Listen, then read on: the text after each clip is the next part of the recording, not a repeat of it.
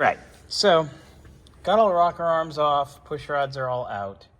I'm gonna pull passenger side head first, mainly because that's where our questionable cylinder is. Get that pulled, see what we got going there, and then we will go from there. So now that I got the valve train all undone, and you can see, oops, sorry, that's a little on the wonky side.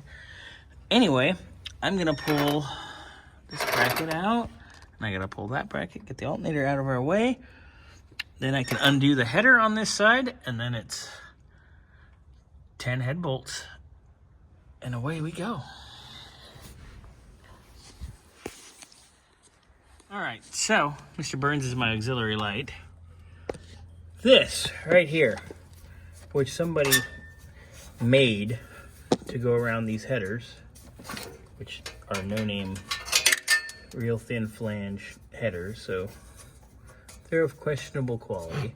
They put, anyway, they put this little square here to kind of hold this tube, and this tube is wrapped around the header.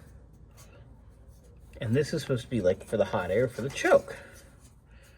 Well, instead of it going into a source of actual hot air, they're just heating up the air in the tube by wrapping it around the header, which of course makes it also in my way. So I got one header bolt left. I got to get out. I got one more bolt here on this alternator bracket. That's got to come out. Then that'll drop out, and then it's the head bolts, and then it's the moment of truth. All right, after fighting with that ridiculous hot air tube that it wasn't doing anything, finally got the last bolt out. Got our header gasket out here. And now we're gonna pull our head bolts. Oh, that's Mr. Gasket Performance Products. You know, was leaking there, shock. Anyway, all right, so pull these bolts, and in about 2 minutes, we will know what we have going on fully in cylinder 4. Dun, dun, dun. All right, all hardware is out. We're piddling coolant out of here, which is fine. Everything's unhooked back there, up here, ready to roll. That's crusted on, because that would have came off by now. Just stick the breaker bar in and pull up, boys. Let's go. Ready? There it is. There it goes. Okay. Somebody hold this. We're gonna have to. No, we're just gonna mop in a bit.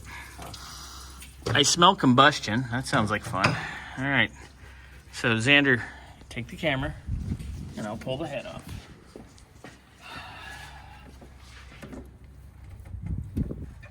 You said Scotty's gonna kill me? Yeah. He can get in line. There's probably about 15 people that want to kill me anyway. I don't really care. Oh. Come on. Vice versa, too. Okay, big. All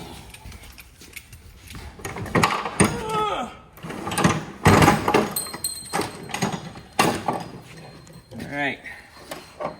Well, luckily, you can see there's marks here. Zoom in on that right there. You can see something got in there. See how it's clean and shiny? So something definitely got in there with that valve. I mean, it didn't knock a chunk off like we thought it did, thank God. But it's definitely not seating all the way, because... Sorry, that's been a lot of work. It's definitely bent, because we couldn't move it. So I can try to disassemble that in a minute and see what we got. Mr. Ben, let me see here. Doctor. All